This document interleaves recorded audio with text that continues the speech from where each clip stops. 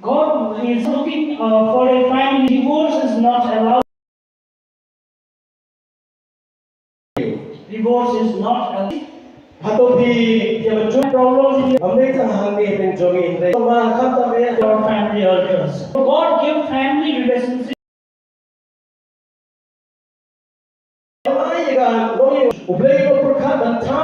And He saved him like a very good creation. And